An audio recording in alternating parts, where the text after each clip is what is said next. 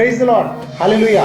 हमारे प्रिय प्रभु यीशु मसीह की अनुग्रह से और एक बार आपके साथ इस तरह मिलने का मौका प्रभु ने मुझे दिया है, इसीलिए प्रभु का धन्यवाद करता हूं कि आज इस संदेश के द्वारा मैं आपको पति और पत्नी के रिश्ते के बारे में बताना चाहता हूं। बहुत से लोग फोन करके बताते हैं कि भाई मेरा पति मुझसे डाइवर्स मांग रहा है और मेरी पत्नी मुझसे डाइवर्स मांगती है।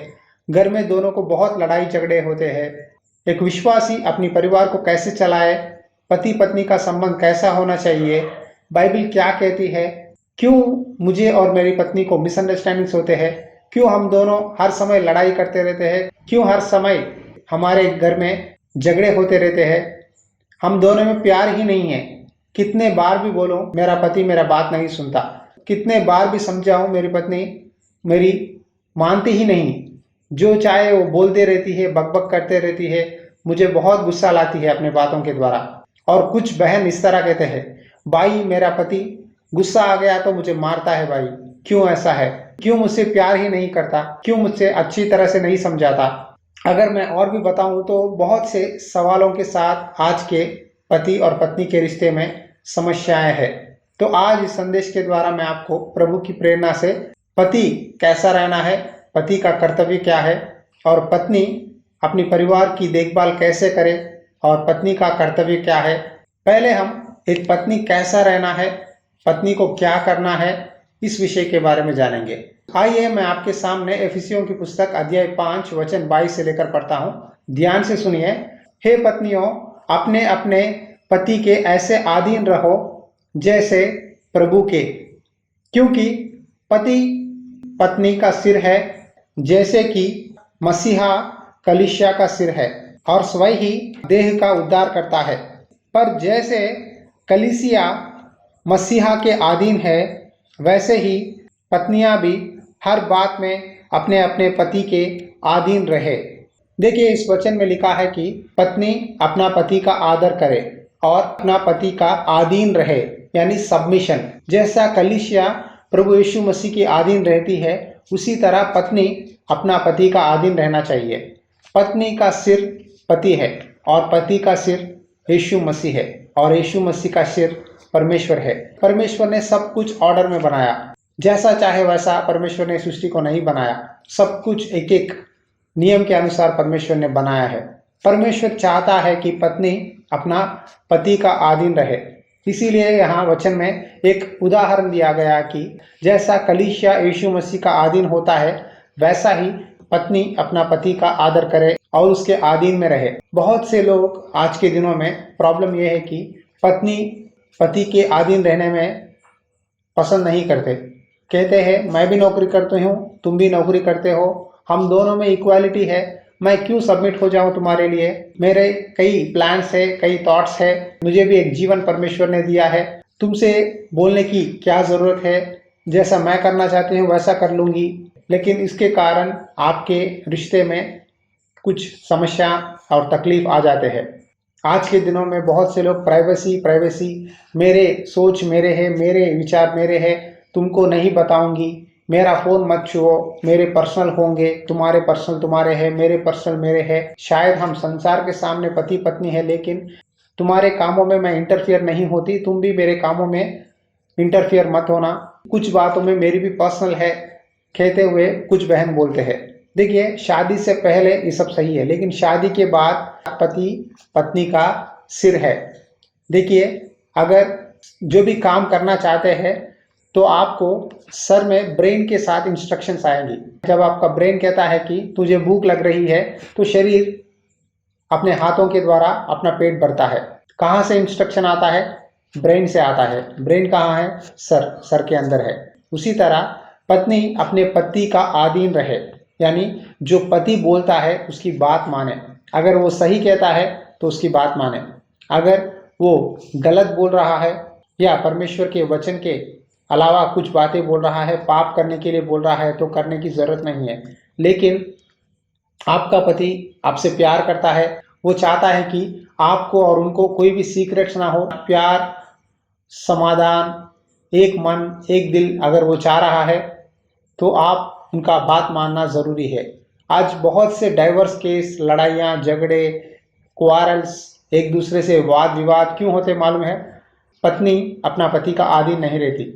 एक भाई ने मुझे कहा, भाई मेरा शादी हुआ 3 महीने हो गए, शादी होने के बाद से लेकर मेरी पत्नी मुझे बहुत सताती है भाई। अब तक मेरी पत्नी ने उसकी तनख्वाह के बारे में नहीं बताई, वो कितना कमाती भी मुझे मालूम नहीं, कितना पैसा घर के लिए खर्च करती भी नहीं मालूम। जो भी मैं कमाता हूँ सब कुछ मैं घर के लिए खर्चा करता हूँ, लेकिन जितना भी वो कमाती है मुझे नहीं बताती, क्या क्या चीज़ें वो लेती है मुझे नहीं मालूम, लेकिन चुपचाप रह जाती है। अगर मैं पूछूं तो कहेगी, तुमको क्यों चाहिए मेरे बारे में, मेरी सैलरी के बारे में तुम्हें क्या चाहिए? तुम्हारा फर्ज है कि पत्नी की और परिवार की देखभाल करना है, इसीलिए जो काम तुम्हें करना है वो करो, ये सब बातें मुझसे मत पूछो। कहती है भाई क्या करूं? और कुछ ब्रदर्स कहते हैं, भाई मेरी पत्नी बहुत डांटती है, लड़ाई करती है, झगड़ा करती है, हर विषय में अपनी मूर्खता दिखाती है। अगर एक बात कुछ अच्छी बात बोलूं कि समझाने के लिए कुछ गलती है तो मुझे एक बात पर 4-5 बातें बोल देती है भाई, मुझे समझ ही नहीं पाती। हम दोनों में हर समय मिसअंडरस्टैंडिंग होता है, इसीलिए छोटे छोटे बातों के कारण कुछ लड़ाई हुआ तो अगले दिन सुबह नाश्ता नहीं बनाती और लंच नहीं देती।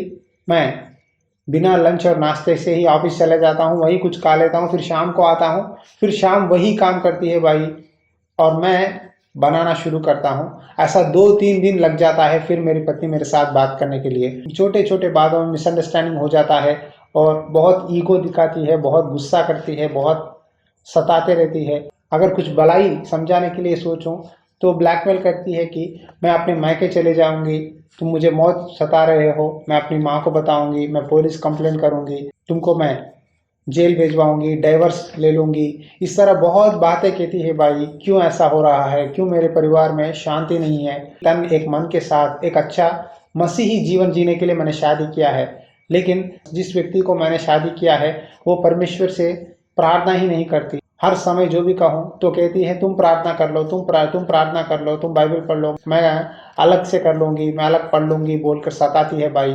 ऐसा क्यों हो रहा है?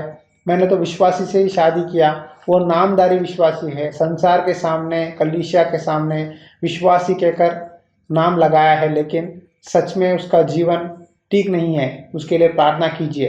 कुलुसियों की पुस्तक अध्याय 3 वचन 18 में इस तरह लिखा है, हे पत्नियों, जैसा प्रभु में उचित है वैसा ही अपने अपने पति के अधीन रहो।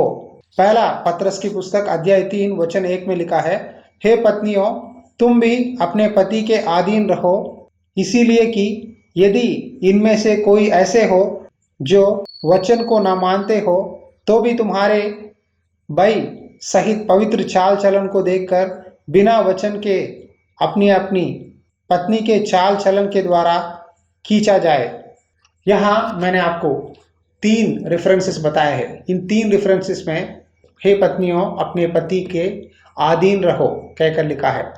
देखिए, यदि आपका पति अविश्वासी है, यदि वो यीशु मसीह को ग्रहण नहीं किया है, तो उनको वचन बताने के द्वारा, आपकी गवाही को बताने के द्वारा, प्रभु यीशु मसीह की महानता को बताने के द्वारा क्या लाभ है?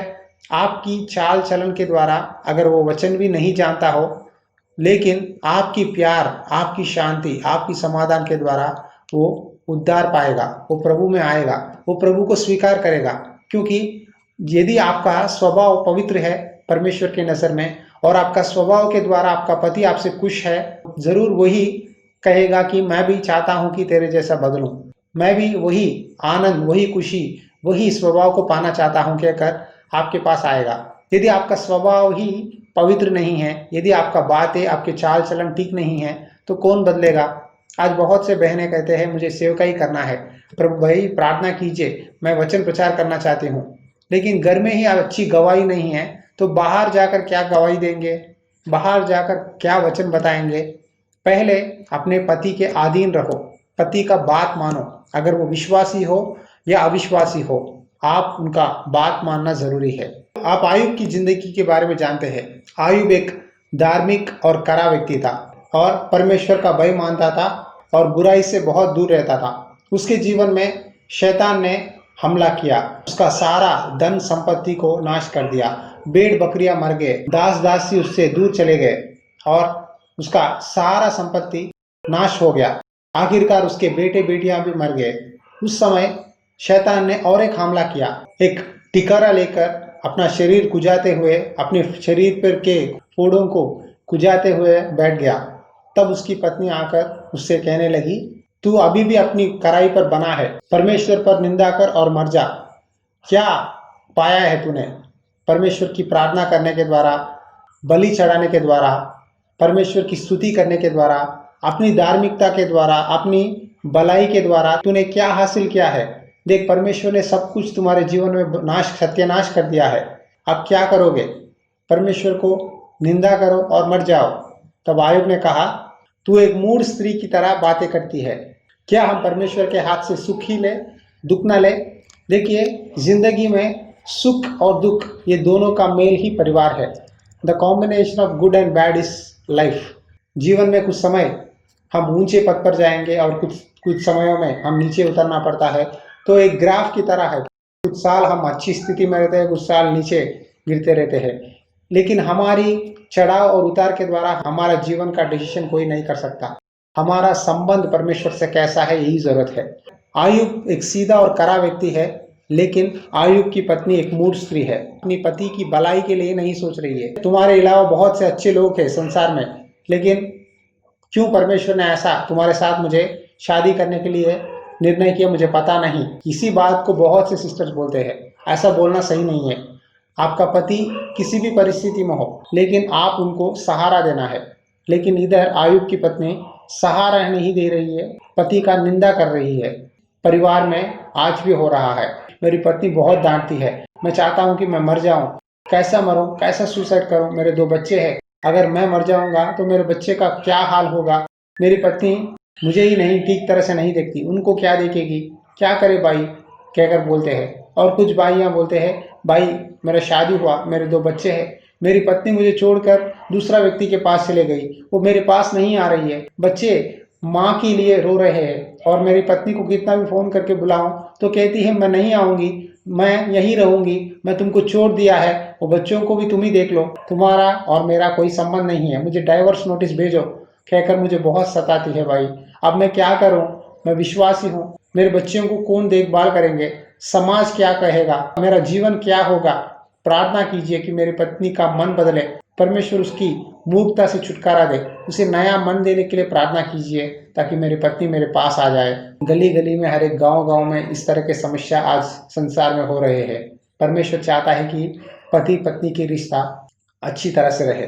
अब तक मैंने आपको पत्नी के बारे में बताया है। अब पति कैसा होना चाहिए, पति के बारे में बाइबल क्या कहती है, आइए उस वचन को भी देखेंगे। इफिसियों की पुस्तक अध्याय 5 वचन 25 से लेकर पढ़ता हूँ।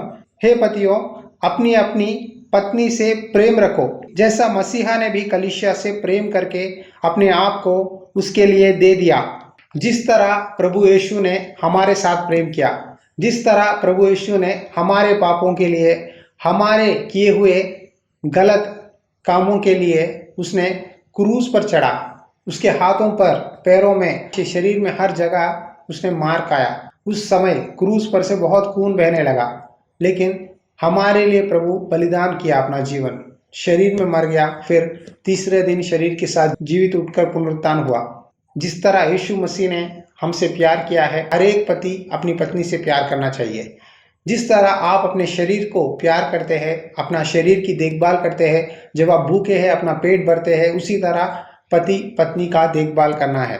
कुछ लोग फोन करके बताते हैं, भाई मेरा पति मेरा देखभाल नहीं करता, अगर घर छोड़कर बाहर गया फिर कब वापस आएगा किसी को पता नहीं। मेरे 2 बच्चे हैं, छोटे छोटे हैं, वो शराब पीते रहता है, व्यभिचार करता है, दूसरे दोस्तों के साथ फ्रेंडशिप करता है, हर समय दारू पीते रहता है, जुआ खेलता है, पूरा पैसा सत्यानाश करता है, बच्चों को कुछ खाने के लिए नहीं लाता, प्यार से नहीं बात करता, हर समय गालियां देता है, डांटता है, शराब पी पी कर आता है, कुछ बातें ही नहीं करता। भाई प्रेम ही नहीं है परिवार में, क्या फायदा है? शादी करने के द्वारा क्या आनंद मिला है मेरे जीवन में? शादी होने के बाद पहले दिन से लेकर अब तक भाई हर दिन रोते ही रहती हूँ, क्यों ऐसा हुआ मेरे जीवन में? क्यों मैंने गलत व्यक्ति से शादी किया? क्यों ये मेरी बात नहीं मानता?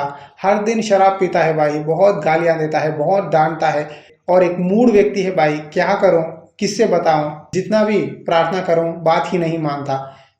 क्या करूं भाई बताइए? कहकर आप बोल रहे हैं ना, बाइबल में भी इसी तरह एक पति पत्नी है। वो पति का नाम है नाबाल और पत्नी का नाम है अबीगैल। नाबाल बहुत धनवान था, बहुत नौकर थे, बहुत से भेड़ों का मालिक था, हर व्यक्ति से मूढ़ता से बात करता है, वो एक शराबी है। एक बार ऐसा हुआ कि राजा दाऊद ने अपने दासों को बेचकर नाबाल से कहने लगा, तेरे भेड़ बकरियों को, चरवाहों को हमने सुरक्षित देखा है, तेरे चरवाहे हमारे पास रहे और उनको हमने सुरक्षित देखा है, उनकी कुछ भी हानि नहीं हुई। इस काम के कारण मेरे दासों पर अनुग्रह की दृष्टि कर कर जो कुछ उनको देना चाहता है देकर भलाई के साथ, आनंद के साथ वापस भेज। कहते हुए दाऊद ने अपने दासों को नाबाल के पास भेजा। लेकिन नाबाल ने कहा, दाऊद कौन है? आजकल बहुत से लोग इस तरह आकर बहुत नाटक करते हैं, मैं तुम्हारे बातों में नहीं आऊंगा, मैं कुछ नहीं दूंगा, वापस जाओ। कहते हुए दाऊद के दासों को वापस भेज दिया। ये बात सुनकर राजा दाऊद को बहुत गुस्सा आया। वो अपना दल को लेकर नाबाल को उसकी परिवार की सत्यानाश करने के लिए आ रहा है। ये बातें नाबाल के एक दास ने सुना और जल्द ही आकर अबीगैल से बताया। अबीगैल नाबाल की पत्नी है। जब अबीगैल को मालूम हुआ कि नाबाल ने कैसा दाऊद के दासों के साथ बर्ताव किया, तो तुरंत अबीगैल ने जितना भी बेटे या जितना भी भोजन, जितना भी आहार देना है, सब कुछ लेकर तैयार करके दाऊद के सामने गई और कहने लगी, नाबाल एक मूढ़ और दुष्ट व्यक्ति है, वो एक मूर्ख व्यक्ति है, तुम्हें और उसके बीच में बहुत फर्क है, तुम अनुग्रह करके मेरे पति को क्षमा करो, मुझे एक मौका दो। कहते हुए दाऊद के साथ समाधान और मेल मिलाप करने लगी। तब दाऊद ने कहा, तेरा विवेक धन्य है। क्या है? तेरा विवेक धन्य है, यानी उसका सोच बहुत अच्छा है। अपनी पति जब खतरे में है तो अपनी पति को बचाने के लिए भोजन, आहार सब कुछ लेकर आकर दाऊद के साथ मेल मिलाप और क्षमा मांग रही है। दाऊद ने कहा, तुम्हारा विवेक धन्य है। आज भी बहुत से बहनें हैं, यदि पति शराब पीकर घर को बर्बाद कर रहा है या अपनी चाल चलन के द्वारा सबका अन्याय कर रहा है, तो पत्नी अपनी घर की बोझ उठाती है। अपना बच्चों को पालने के लिए, अपना परिवार को अच्छी तरह से चलाने के लिए पत्नी अपना परिवार का बोझ अपने ऊपर उठाकर घर को चलाती है। इस तरह अच्छे विवेक के साथ घर चलाने वाले पत्नियां बहुत से हैं संसार में। आज इस संदेश के द्वारा मैंने आपको दो परिवारों का डिफरेंस बताया है, एक धार्मिक पति और मूढ़ पत्नी और दूसरा दुष्ट पति और ज्ञानवती पत्नी। देखिए, कुछ परिवार में पतियां अच्छे होते हैं और कुछ परिवार में पत्नियां अच्छे होते हैं, लेकिन पति पत्नी दोनों को भी किसी भी परिस्थिति हो, जिस तरह यीशु मसीह कलीसिया का सिर है और कलीसिया शरीर है, उसी तरह पति पत्नी शर और शरीर की तरह एक तन एक मन के साथ जुड़े रहना है। यदि आपका पति कितना भी दुष्ट हो, यदि आपकी पत्नी कितना भी आपको सताती हो, लेकिन पत्नी पति का आदर करना है, पति का अधीन रहे और पति अपने पत्नी से प्रेम रखे। ये दो बातों को याद कीजिए। जिस तरह अपना शरीर का देखभाल करता है, उसी तरह अपनी पत्नी का देखभाल करें और पत्नी की सारे जरूरतों को, बच्चों की जरूरतों को पूरा करना है। परिवार में जो भी जरूरत है, हर एक कर्तव्य को निभाना है। ये दो बातें मैंने आपको इस संदेश के द्वारा बताया है, लेकिन पति और पत्नी का रिश्ते के बारे में बताने के लिए और भी बहुत कुछ बोलने के लिए है। इसीलिए अगले संदेश में पार्ट 2 के द्वारा और भी इस बातों के बारे में बातें करना चाहता हूं। अगले संदेश में मैं और एक दो परिवारों के बारे में बताऊंगा जो कि बाइबल में लिखे हैं। एक परिवार यीशु मसीह में पवित्र जीवन जीने लगे और एक परिवार परमेश्वर से दूर होकर नाश की ओर दौड़ने लगे। कौन है वो, क्या है, अगले संदेश में बताऊंगा। इस संदेश के द्वारा हमने सीखा है कि पत्नी पति का अधीन रहे और पति पत्नी से प्रेम रखे। आइए एक छोटी सी प्रार्थना करेंगे प्रभु के सामने। ये प्रार्थना में मेरे साथ जुट जाइए। अनुग्रहकारी दयालु परमेश्वर, इस समय प्रार्थना करता हूँ पिता, जितने भी भाई और बहन हैं उन सब के लिए प्रार्थना करता हूँ। तूने कहा कि जिस तरह कलीसिया का सर प्रभु यीशु मसीह है, उसी तरह पत्नी अपना पति का अधीन रहे। जो भी वचन के अनुसार, जो भी अपनी चाल चलन के अनुसार वो बोल रहा है, उसकी बातों को मानने के लिए सहायता कर और पतियां अपने पत्नी से प्रेम रखने के लिए सहायता कर। तूने कहा जैसा मैंने तुम्हें प्रेम किया वैसा ही तुम भी एक दूसरों को प्यार करना है। प्रभु यीशु, जितने भी परिवार आज टूटे हुए हैं, यीशु मसीह के नाम पे प्रार्थना करते हैं कि टूटे हुए परिवारों को बांध पिता, प्रेम, समाधान, प्रभु एक दूसरे के आदर करने के लिए, प्रभु आधीन होने के लिए सहायता कर पिता। प्रभु जिस तरह कलीसिया तेरी आधीन होती है, पति पत्नी एक दूसरे से प्यार करके, सम्मान करके, एक दूसरे का आदर करने के लिए सहायता कर। किसी के बीच में भी जो भी भेद ना होने दे, लड़ाई झगड़ा ना होने दे प्रभु। शैतान इनके परिवार में काम ना करने दे प्रभु शैतान की बातों को निकाल दे पिता, परिवार में शांति दे प्रभु। इस समय प्रार्थना करता हूँ, जितने भी लोग डाइवर्स लेना चाहते हैं, यीशु मसीह के नाम पे प्रार्थना करता हूँ, उनके दिलों को बदला, नया मन दे, नया दिल दे, नया आशा दे, नई प्रभु योजना दे। अपने बच्चों की देखभाल करने के लिए आयुब की तरह पति रहने के लिए सहायता कर, और पत्नियां अबिगेल की तरह रहने के लिए सहायता कर। ये प्रार्थना सुन प्रभु, हर एक व्यक्ति को स्पर्श कर, टूटे हुए परिवारों को बांध यीशु मसीह के नाम पे। हर एक बंधन जितने भी शैतान ने तोड़ कर रखा है, आज सबको प्रभु हम बांधते हैं प्रभु।